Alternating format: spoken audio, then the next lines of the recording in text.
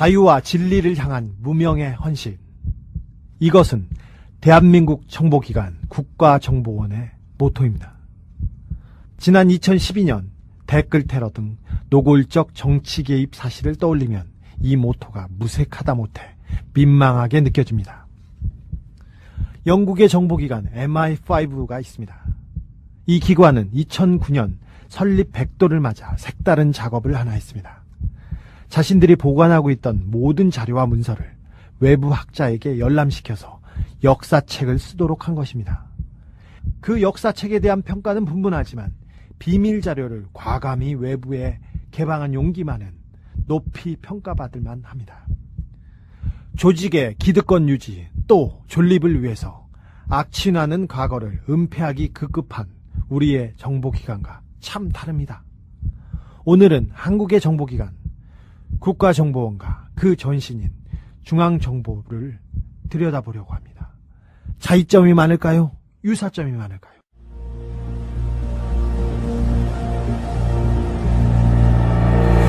주진우의 현대사 시즌2 제3화 박정희의 중정, 박근혜의 국정원.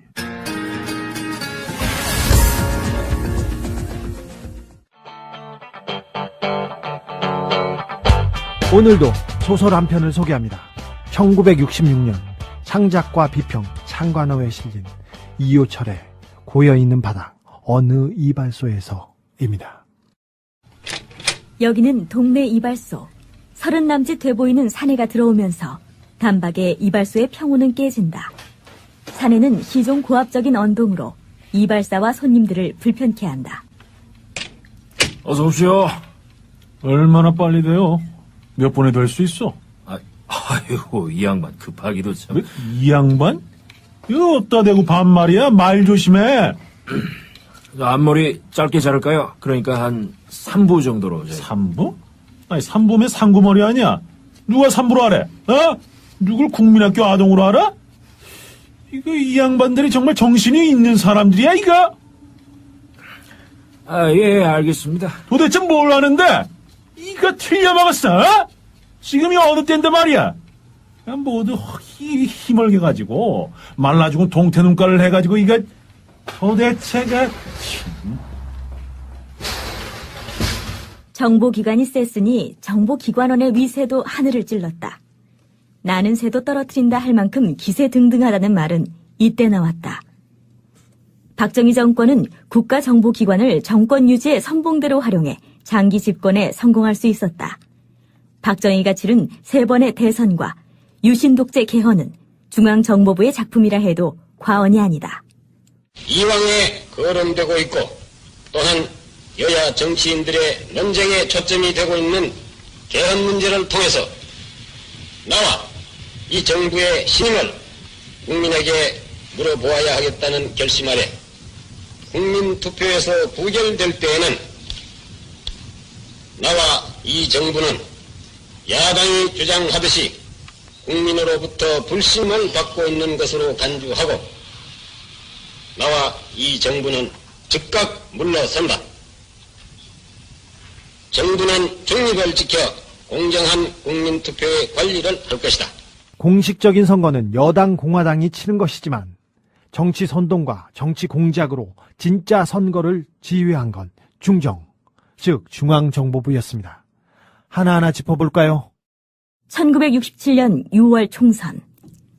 6.8 선거로도 불리는 제7대 대한민국 국회의원 총선거였다. 이 부분은 가상으로 꾸민 것이다. 카카, 부르셨습니까? 어서 봐. 그 중정에서는 선거 준비 잘 되고 있겠지? 신명을 다하고 있습니다. 이번 선거의 엄중함을 잊지 말아야 해.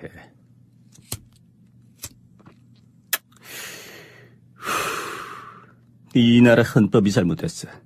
어떻게 2번만 대통령 하다 그만두라 할 수 있느냐 이 말이야. 북괴가 지금 호시탐탐 노리고 있는 형국인데 어째 우리는 8년마다 한 번 대통령을 바꾸도록 못 받고 있는지. 카카, 이참에 대통령 연임 제한 규정을 싹 없애버리는 거 어떻겠습니까? 일단 그 3선 개헌이 된 다음 그 다음에 생각할 일이.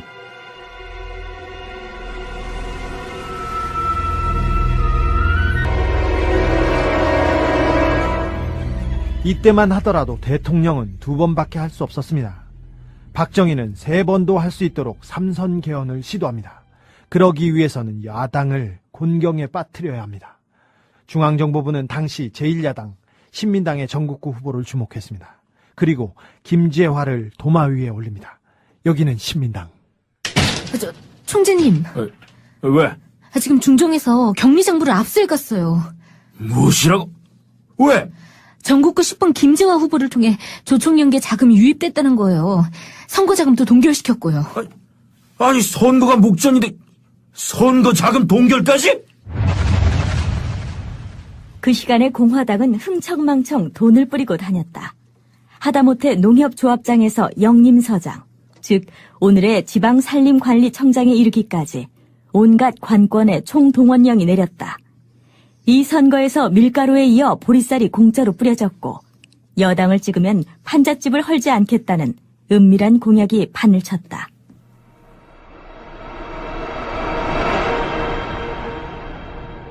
당시 가장 큰 관심을 모은 선거구는 김대중이 출마한 전남 목포였습니다. 박정희는 김대중을 두려워했습니다. 중앙정보부와 내무부에 이런 지시가 내려집니다. 그 여당 국회의원 10명이든 20명이든 낙선시켜도 상관없어. 그 반드시 김대중만은 당선이 안 되도록 해. 박정희는 육군 소장 출신 후 재신부 장관을 지낸 김병삼을 목포에 출마시킵니다. 본인은 자기 다리에 총을 쏘면서까지 어떻게든 피하려고 했지만 박정희의 뜻을 거스를 수는 없었습니다. 박정희는 선거 기간 동안 2번이나 목포를 방문했습니다. 대하드라마 김대중에서 소개됐던 당시 김대중의 연설. 이번 선거는 민주주의를 위한 투쟁입니다. 박정희 대통령은 이 선거 후에 3분의 2 의석을 얻어 헌법을 바꾸고 3선 대통령이 되려고 구상하고 있습니다. 그것은 분명한 사실입니다. 3선 후에는 이승만 대통령처럼 틀림없이 영구 독재 정권이 될 것입니다. 그렇게 되면 이제 우리나라에는 민주주의 희망이 사라집니다.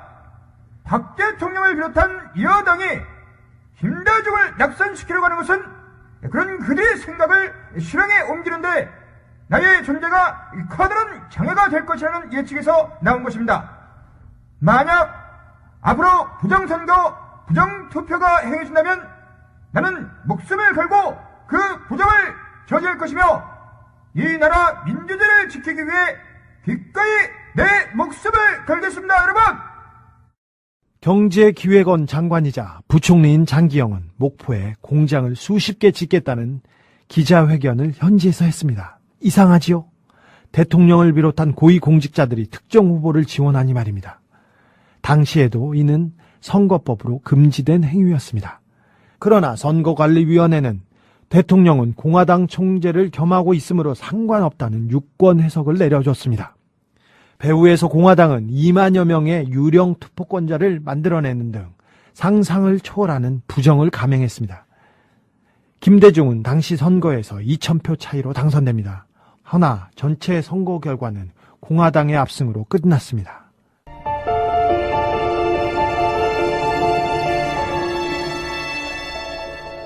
선거 과정뿐만 아니라 투개표 과정에서도 전국적으로 엄청난 부정이 자행됐다. 야당은 6.8 총선을 무효로 선언하고 국회 등원을 거부했다. 유진호는 6.8 선거의 관권 개입을 비난하면서 이를 선거에 의한 쿠데타로 규정했다. 전국의 대학에서 6.8 부정선거 규탄 데모가 벌어졌다. 사태가 심상치 않게 돌아가자 지난 6.8 선거에서 문제가 된 전라남도 보성을 비롯한 군산, 화성, 평택, 영천, 대전지구 등 6개 부정선거지구에 대한 수사 전모를 밝히는 자리에서 신직수 검찰총장은 국회의원 후보자 2사람과 보성경찰서장 등을 포함해서 모두 23명을 구속했다고 말했습니다. 신 검찰총장은 선거사범 처리에는 전 검찰력을 최대한으로 동원해서 엄중히 다스리겠다고 밝히면서 국민 각자가 알고 있는 부정사실이 있으면 증거를 첨부해서 고발해 줄 것을 당부했습니다. 공화당에서는 이런 회의가 열렸다. 이번 선거는 명백한 부정선거니 비공식적으로 인정하고 야당과 타협하지요. 어떻게 타협하자는 겁니까? 15개에서 20개 의석을 내놓겠다고 하는 겁니다. 왜 15에서 20석입니까? 그 정도면 삼선 개헌에 필요한 의석수 3분의 2를 깨게 되는 겁니다.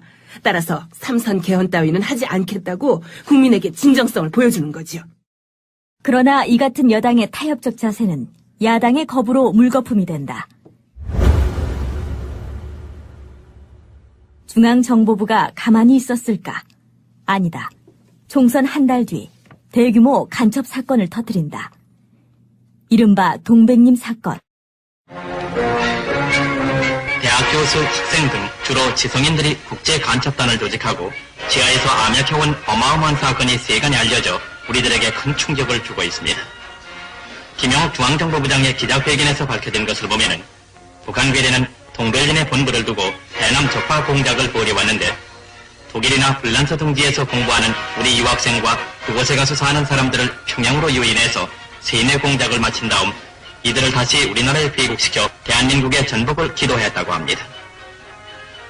이번 사건에 관련된 자는 무려 200여 명이나 되는데 이들은 북한 괴뢰로부터 공작금을 받아 간첩 행위를 비롯해서 학생들을 선동하고 불온 사상의 유포와 민심의 소란을 꾀해왔습니다.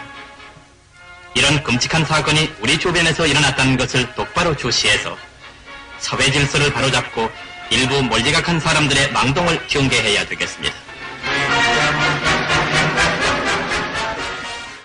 피해자인 박노수 씨 이야기다. 동백님의 왜? 그러니까 동독 베를린에 왜 갔나? 그게 무슨 문제라도 된다는 겁니까? 새끼가 케임브리지 대학 교수고 현역 공화당 의원의 친구라고 해서 너의 간첩 혐의가 지워지진 않아. 어? 영장도 없이 연행하고 또 일주일 동안 감금하고 잠 안 재우고 또 때리고 이렇게 한다고 해서 간첩 아닌 사람이 간첩이 될 리 없습니다. 아니 이런 새끼가 이거 씨다. 아이고 부장님. 아이고. 네가 박노순이야? 나 중정부장이야. 김영우. 이름 들어봤지? 살고 싶으면 간첩이라고 자백해. 이 빨갱이 새끼야. 검찰은 중정이 가혹행위 등으로 수사한 사실을 알면서도 국가보안법 및 방공법 위반으로 박노수를 비롯해 세계적인 음악가 윤희상, 화가 이응로 선생 등이 포함된 예술가, 학자, 공직자 194명이 동베를린을 거점으로 적화 통일을 기도했다며 기소했다. 박노수는 법원에 의해 사형 선고를 받았다. 당연히 재심 청구했지만 1972년 갑자기 형이 집행됐다. 이 막무가내식 공작은 주요했다. 그 서슬 앞에서 부정선거 규탄과 전면 재선거 요구는 실종됐다. 6.8 부정선거 논란을 동백님 사건으로 물타기했습니다. 국정원은 자신들의 대선 개입 사건을 물타기 위해 국가정보원이 지난 2007년 남북 정상회담 대화록 원본을 국회에 공개했습니다. NLL은 바꿔야 한다는 고 노무현 전 대통령의 발언도 포함됐습니다. 우리의 NLL 북방 한계선도 수많은 젊은이들이 피로 지키고 죽음으로 지킨 곳이라는 점을 잊지 말아야 할 것입니다. 대화록에 기록되어 있는 노무현 전 대통령의 NLL 발언을 염두에 둔 언급으로 해석되고 있습니다. 국가정보원과 검찰 등 공안당국이 오늘 새벽부터 통합진보당 이석기 의원의 자택과 사무실 등에 대한 압수수색을 진행하고 있습니다. 당원 130여 명이 모여 비밀회담을 했다는 혐의도 잡고 있습니다. 국정원 관계자는 이들이 북한 침략 시 파출소와 무기저장소 습격을 준비했다며 2004년부터 계획했다는 녹취록을 확보했음을 시사했습니다. 이석기 의원은 이 자리에서 서울과 경기도 지역에 있는 전신전화국 두 곳을 공격하는 매우 치밀한 계획을 세울 것을 지시한 혐의를 받고 있습니다. 공격 대상으로 지목된 두 곳의 전신전화국은 수도권의 인터넷 도메인을 관리하는 주요 통신시설입니다. 이석기 의원은 또 한 자루의 권총으로 무장한다는 각오로 모두가 임해야 한다며 조직원들을 독려한 혐의도 받고 있습니다. 그러나 훗날 드러난 진실은 무엇인가? 새누리당 윤상현 원내수석 부대표가 노무현 전 대통령은 북방 한계선 NLL을 포기한 것은 아니라고 본다고 말했습니다. 윤 수석 부대표는 국회에서 2임 기자회견을 열어 정상회담 당시 김정일 위원장이 4번이나 포기라는 단어를 쓰며 유도했지만 노 전 대통령은 한 번도 포기라는 말을 쓰지 않았다며 이같이 말했습니다. 내란 음모 사건 항소심에서 이석기 의원의 내란 음모 혐의가 무죄로 판결됐습니다. 내란 음모죄는 범죄의 주체성은 인정되나 회합 참석자들이 내란 범죄 실행의 합의에 이르렀다고 인정할 증거가 부족하므로 무죄라는 취지입니다. 2012년 대선의 데자뷰는 비단 6.8 부정선거만이 아니었습니다. 경상도 대통령을 뽑지 않으면 우리 영남이는 개밥의 도토리 시세가 됩니다. 대구는 신라의 찬란한 문화를 자랑하지만 임금을 배출하지는 못했는데 이번에 신라의 자랑스러운 후예인 박정희 후보를 대통령으로 뽑읍시다. 1963년 대통령 선거 때 말입니다. 지역감정 자극이야말로 선거의 특효약이라고 판단한 중정은 호남 출신 김대중이 야당 대통령 후보로 나선 1971년 제7대 대선에서 박정희를 신라 대통령으로 선전했습니다.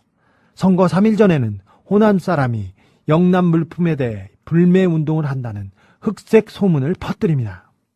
공화당의 박정희 대통령 후보는 총 득표수 1233만 7278표 가운데 634만 2828표를 얻어 제7대 대통령에 당선되었습니다.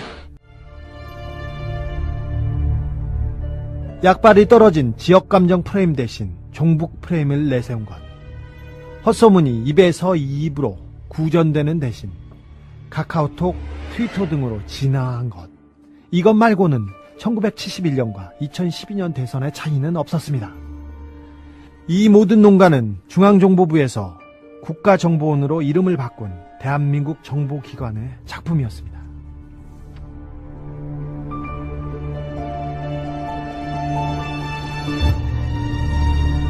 박정희 대통령은 1972년 10월 17일 저녁 7시를 기해 민족의 살기를 찾기 위한 특별선언을 발표하고 우리의 모든 제재에 유신적인 일대 개혁을 시작했습니다.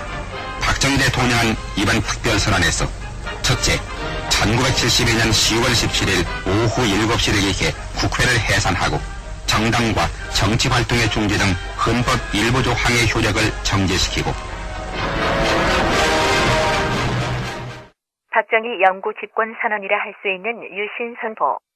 그 1년 전 마지막 대통령 선거 당시 김대중 후보와 박정희 후보의 연설. 여러분, 이번에 정권 교체를 하지 못하면 이 나라는 박정희 씨의 영구집권의 총통시대가 오는 것입니다. 나는 공화당이 그런 계획을 했다는 사실과 이번에 박정희 씨가 승리하면 앞으로는 선거도 없는 영구집권의 총통시대가 온다는 데에 대한 확고한 증거를 나는 가지고 있습니다.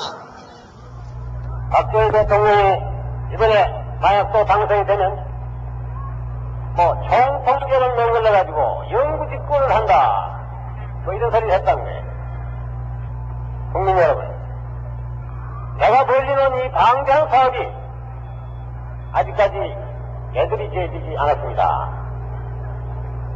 이것을 매듭을 짓고 마무리를 짓기 위해서는 내가 한 번만 더 나갔으면 좋겠는데, 그래, 한 번만 더 나가도 좋다. 그래서 여러분들이 도장을 찍었습니다. 이번이 마지막입니다라고 읍소하며 3선에 성공했지만 불안한 승리였다. 야당 김대중 후보와의 표차가 크게 줄어들었기 때문이다. 영구 집권을 이루려면 두 가지가 필요했다. 헌법을 대폭 손질해야 했고 라이벌인 김대중을 제거해야만 했다. 이렇게 해서 탄생한 게 10월 유신이다. 1972년 10월 계엄령을 발동해 국회를 해산하고 대통령 중임 제한 철폐, 대통령 간선제, 의회 권한과 국민 기본권 대폭 축소 등을 골자로 하는 유신 독재를 선포하기에 이른다.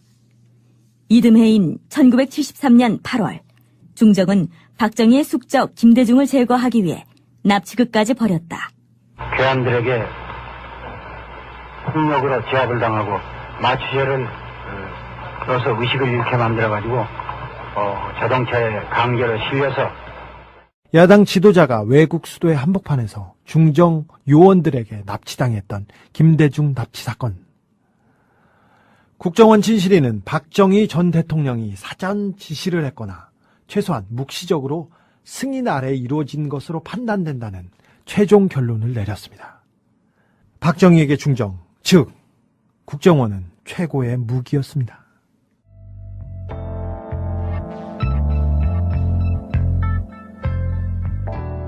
(1989년 5월) 박근혜 유경재단 이사장이 MBC 시사토론에 나와 한 발언이다.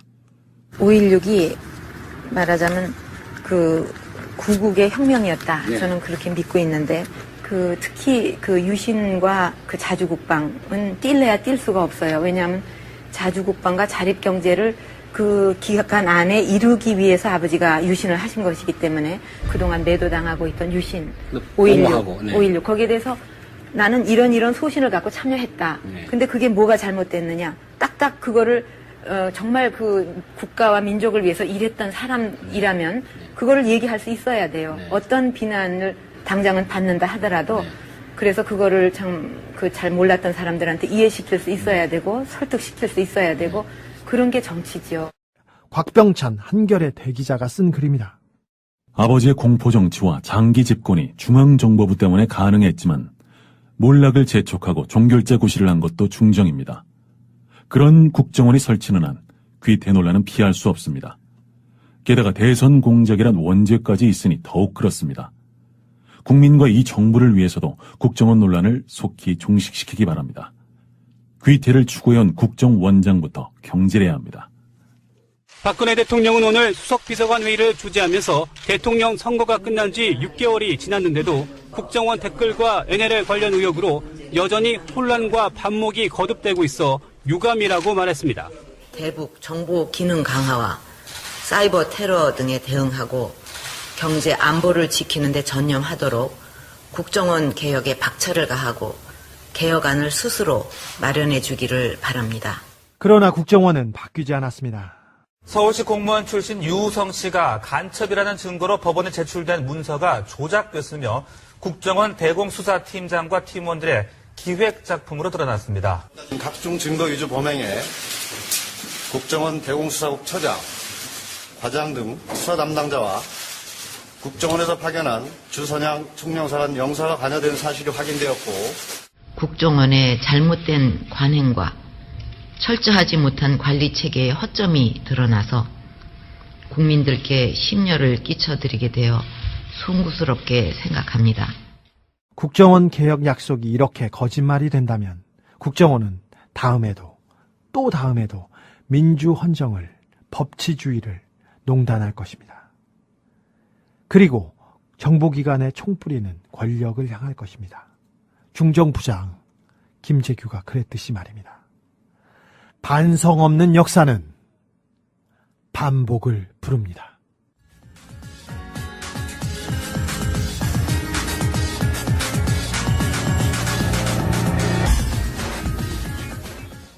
중앙정보부였습니다. 하나하나 짚어볼까요? 1967년 6월 총선. 6.8 선거로도 불리는 제7대 대한민국 국회의원 총선거였다. 이 부분은 가상으로 꾸민 것이다. 각하, 부르셨습니까? 어서 봐. 그 중정에서는 선거 준비 잘 되고 있겠지? 신명을 다하고 있습니다. 이번 선거의 엄중함을 잊지 말아야 해.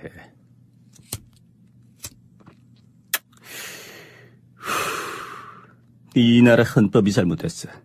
어떻게 두 번만 대통령 하다 그만두라 할 수 있느냐 이 말이야. 북괴가 지금 호시탐탐 노리고 있는 형국인데 어째 우리는 8년마다 한 번 대통령을 바꾸도록 못 바꾸고 있는지. 각하, 이참에 대통령 연임 제한 규정을 싹 없애버리는 거 어떻겠습니까? 일단 그 3선 개헌이 된 다음 그 다음에 생각할 일이.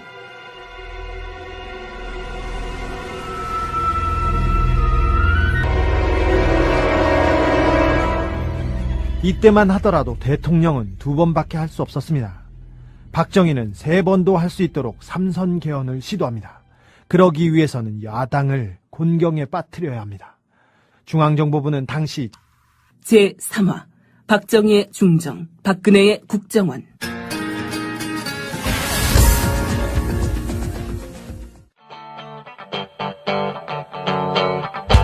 오늘도 소설 한 편을 소개합니다.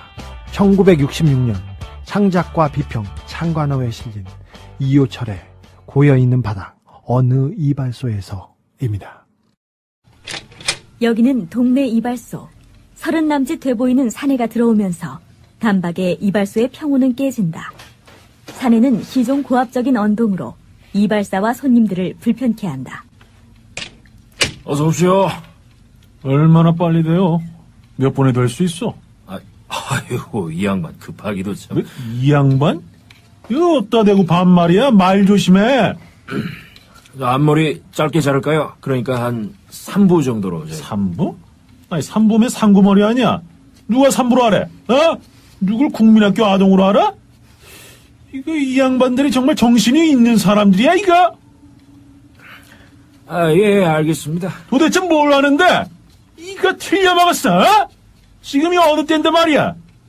모두 힘을 해가지고 말라 죽은 동태 눈깔을 해가지고 이거 도대체가. 정보기관이 셌으니 정보기관원의 위세도 하늘을 찔렀다. 나는 새도 떨어뜨린다 할 만큼 기세등등하다는 말은 이때 나왔다. 박정희 정권은 국가정보기관을 정권 유지의 선봉대로 활용해 장기 집권에 성공할 수 있었다. 박정희가 치른 3번의 대선과 유신독재 개헌은 중앙정보부의 작품이라 해도 과언이 아니다. 이왕에 거론되고 있고 또한 여야 정치인들의 논쟁의 초점이 되고 있는 개헌 문제를 통해서 나와 이 정부의 신임을 국민에게 물어보아야 하겠다는 결심 아래 국민투표에서 부결될 때에는 나와 이 정부는 야당이 주장하듯이 국민으로부터 불신을 받고 있는 것으로 간주하고 나와 이 정부는 즉각 물러선다. 정부는 중립을 지켜 공정한 국민투표의 관리를 할 것이다. 공식적인 선거는 여당 공화당이 치는 것이지만 정치 선동과 정치 공작으로 진짜 선거를 지휘한 건 중정, 즉 자유와 진리를 향한 무명의 헌신. 이것은 대한민국 정보기관 국가정보원의 모토입니다. 지난 2012년 댓글 테러 등 노골적 정치 개입 사실을 떠올리면 이 모토가 무색하다 못해 민망하게 느껴집니다. 영국의 정보기관 MI5가 있습니다. 이 기관은 2009년 설립 100도를 맞아 색다른 작업을 하나 했습니다. 자신들이 보관하고 있던 모든 자료와 문서를 외부 학자에게 열람시켜서 역사책을 쓰도록 한 것입니다. 그 역사책에 대한 평가는 분분하지만 비밀 자료를 과감히 외부에 개방한 용기만은 높이 평가받을 만합니다. 조직의 기득권 유지 또 존립을 위해서 악취나는 과거를 은폐하기 급급한 우리의 정보기관과 참 다릅니다. 오늘은 한국의 정보기관 국가정보원과 그 전신인 중앙정보부를 들여다보려고 합니다. 차이점이 많을까요? 유사점이 많을까요?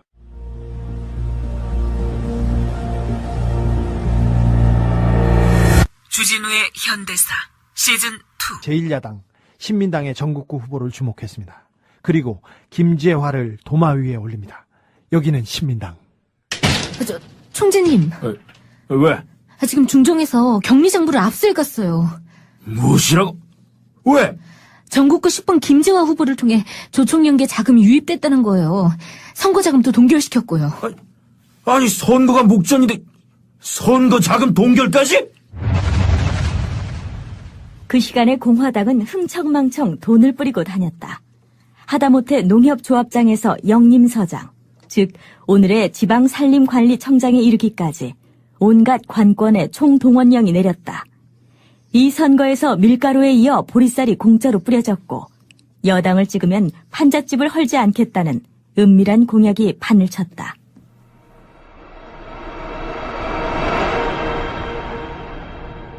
당시 가장 큰 관심을 모은 선거구는 김대중이 출마한 전남목포였습니다.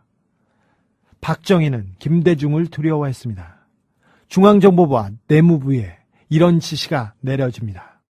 그 여당 국회의원 10명이든 20명이든 낙선시켜도 상관없어. 반드시 김대중만은 당선이 안 되도록 해.